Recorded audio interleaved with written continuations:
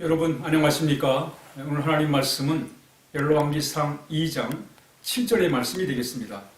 우리 함께 읽겠습니다. 마땅히 길앗 바실레의 아들들에게 은총을 베풀어 그들이 내 상에서 먹는 자 중에 참여하게 하라. 내가 내 형 압살롬의 낯을 피하여 도망할 때에 그들이 내게 나왔느니라. 아멘.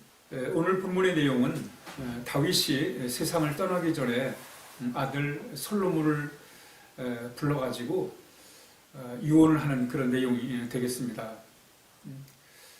다윗은 세상을 떠나기 전에 솔로몬에게 첫 번째 했던 유언이 뭐냐면 대장부가 되라는 거예요.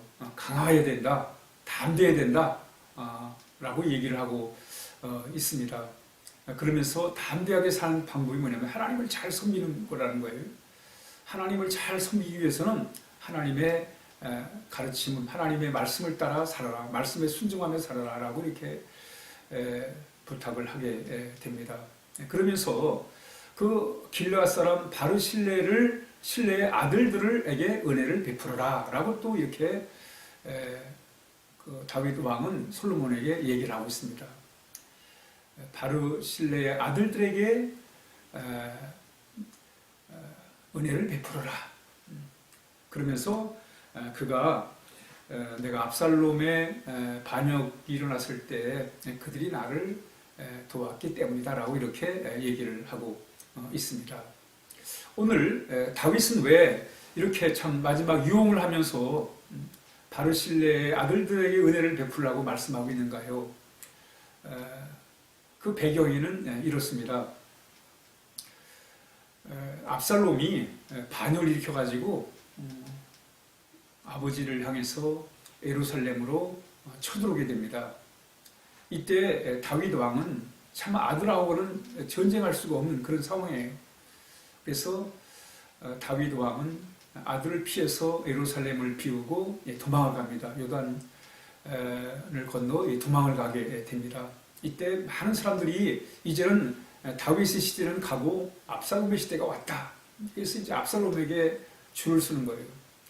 그리고 다윗에게 거리를 두고 다윗을 이렇게 참 멀리하는 그런 상황이었습니다. 그래서 다윗이 도망갈 때 많은 사람들이 이제는 다윗은 이제 끝났고 압살롬의 시대가 온다. 이제 그런 자세를 가지고 오히려 많은 사람들이 압살롬 편에서 있었습니다. 그런 상황에도 불구하고 이 길르앗 사람 바르실레는 다윗을 잘 섬겼습니다. 다윗만 섬긴 게 아니라 다윗과 함께하는 사람들에게 양식을 공개할 정도로 참 그가 다윗 왕을 잘 섬기게 됩니다. 어떻게 보면 바르실레는 시대를 잘 파악을 못하는 거예요. 왜냐하면 지금 이제 압살롬의 시대가 오잖아요. 그리고 다윗의 시대가 저물어가는데 다윗을 돕다가 잘못해서 압살롬에게 미움을 사면 잘못 보이면 보복을 당할 수도 있고 큰 어려움에 빠질 수 있습니다. 그럼에도 불구하고 바르실레는 이 다윗을 도왔던 거예요. 그러니까 자기에게 불리할 수 있고 또는 보복이 따라올 수도 있음에도 불구하고 그걸 개의치 아니하고 다윗 왕을 이렇게 잘 섬기게 됩니다. 여기서 다윗은 바르실레에게 큰 감동을 받은 거예요. 그런데 이제 다윗 왕이 도피 생활을 얼마 후에 하나님께서 이제 압살롬이 죽고 다시 왕권이 회복되게 됩니다. 이때 다윗 왕은 너무 감사해서 바르실레에게 같이 예루살렘으로 가자고 해요. 그렇지만 이 바르실레는 난 나이도 많고 괜히 왕 따라가서 왕에게 누를 끼칠 수 없다 하면서 참 그동안 그가 아낌없이 다윗 왕을 도와서 이렇게 배려했는데 거기에 대한 보상으로 다윗 왕이 같이 가져가는데 그걸 거절하는 거예요. 알고 보니까 이 바르실레는 정말 순수한 마음으로 무슨 대가를 얻기 위해서 하는 것이 아니라 다윗 왕을 순수하게 도운 것에 이 다윗 왕은 다시 한번 감동을 하는 거예요. 참 불리한 조건에서 자기에게 참 어려움을 감내하면서도 다윗왕을 도왔던 바르실레, 또 참 보상을 받을 수 있는 그런 기회가 있음에도 불구하고 그것을 거절하는 바르실레의 아름다운 삶. 여기에 감동한 다윗은 그가 세상을 떠나기 전에 아들 솔로몬에게 유언으로 얘기를 하는 거예요. 바르실레의 아들들에게 은혜를 베풀어라 라고 이렇게 얘기를 하고 있습니다. 오늘 이 다윗이 아들 솔로몬에게 한 이 유언의 이 고백 속에는 정말 우리가 은혜 속에 살아가는 것이 얼마나 귀한 것인가를 우리에게 가르쳐주고 있습니다. 다윗이 지난 일에도 불구하고 그 바르실레의 아들들에게 은혜를 베풀려고 솔로몬에게 부탁하는 그 모습 속에서 다윗은 하나님의 은혜를 안 거예요. 여러분, 은혜를 알 때 다른 사람에게 은혜를 베풀 수가 있는 것입니다. 다윗은 하나님의 은혜를 알았어요.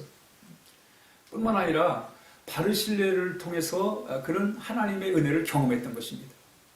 그러므로 인해서 그는 그 은혜를 이제 바르실레 아들들에게 갚고자 하는 그런 참 아름다운 마음을 우리가 이 이야기를 통해서 엿볼 수가 있는 것입니다.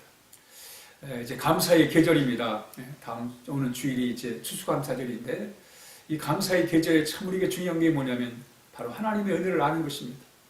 누가 하나님 앞에 감사할 수 있는가? 누가 감사의 삶을 살아갈 수 있는가?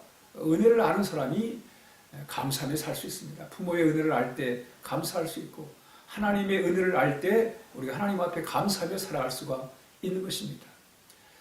오늘 이 다윗과 이 바르실레의 아름다운 관계 속에서 은혜를 서로 주고받는 그 아름다운 모습들, 바로 이것이 우리가 신앙 안에서 우리가 살아가야 될 아름다운 삶의 모습임을 말씀하고 있습니다. 그러므로 우리 늘 하나님의 은혜를 늘 기억하면서 그 은혜 속에서 우리가 충만한 삶을 살아야 됩니다. 그래야 우리가 또 다른 사람에게 은혜를 베풀며 살아갈 수가 있기 때문에 그렇습니다. 오늘 하루도 하나님의 은혜를 기억하고 우리 주변 사람들의 은혜를 기억하면서 또 그 은혜를 우리가 베풀며 살아가는 복된 하루가 되어야 하겠습니다. 우리 함께 기도하겠습니다. 하나님 아버지 감사합니다. 우리에게 은혜를 주셔서 하나님의 은혜를 알게 하시고 또 그 은혜 속에서 또 은혜를 베풀며 살아갈 수 있도록 하나님 늘 우리를 인도해 주시기를 원합니다. 그래서 은혜 안에서 강건하게 하시고 은혜 안에서 복된 삶을 살게 하여 주옵소서. 예수님의 이름으로 기도하옵나이다. 아멘.